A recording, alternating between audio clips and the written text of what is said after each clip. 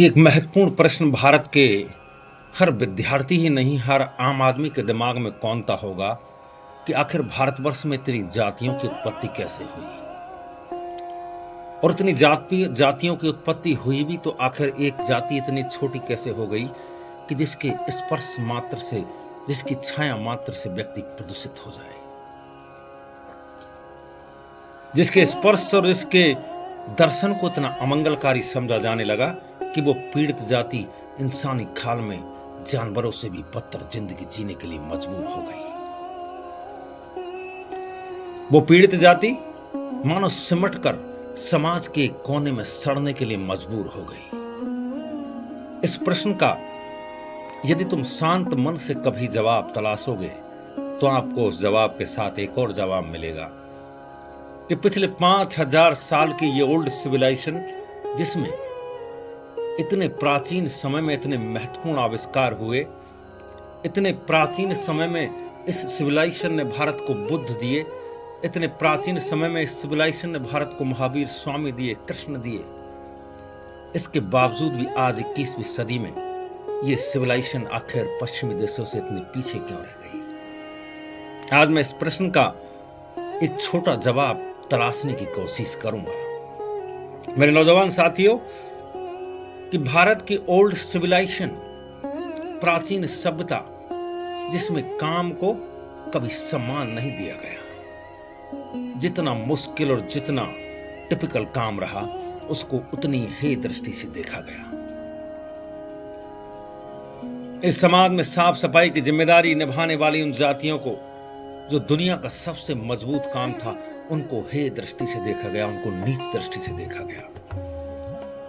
उसके बाद पत्थर के मकान बनाने वाले, पत्थर के किले बनाने वाले लोगों को हे दृष्टि से देखा गया। कृषि कार्य करने वाले लोगों को सम्मान नहीं दिया गया, रथ बनाने वाले लोगों को सम्मान नहीं दिया गया, चमड़े के काम करने वाले लोगों को सम्मान नहीं दिया गया।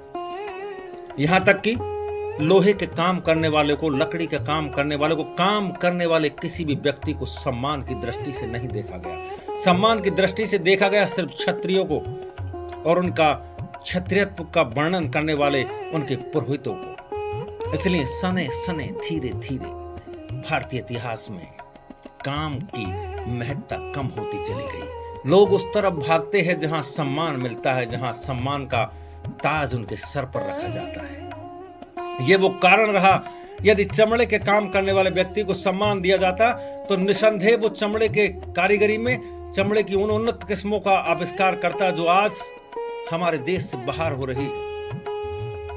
रथकार, जो रथ बनाने वाले व्यक्ति का यदि उचित समय पर सम्मान दिया गया होता तो वो स्वचालित मोटर कारों का निर्माण करता। पत्थर के कार्यों से निर्माण करके किले बनाने को सम्मान दिया गया हो तो वो एक ऐसे आर्किटेक्चर का निर्माण करते जिसके आज हमें पश्चिमी देशों का मुंह नहीं देखना पड़ता।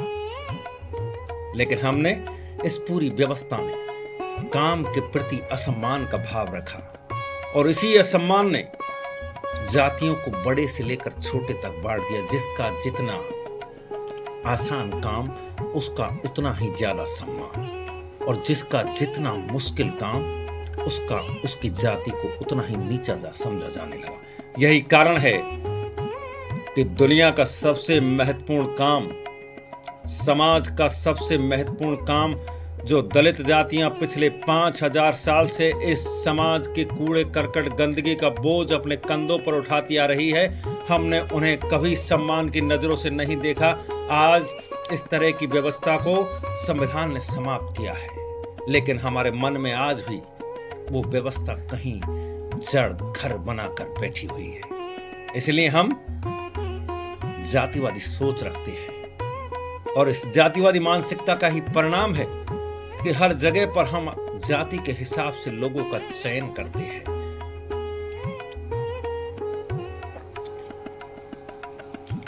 लेकिन हमें यदि समाज को, इस देश को, इस पूरी सभ्यता को आगे बढ़ाना है तो जाति के इस चंगुल से बाहर निकलकर समाज को एक नई दिशा देने की आवश्यकता है। धन्यवाद। मैं हूं विमल तुलसी।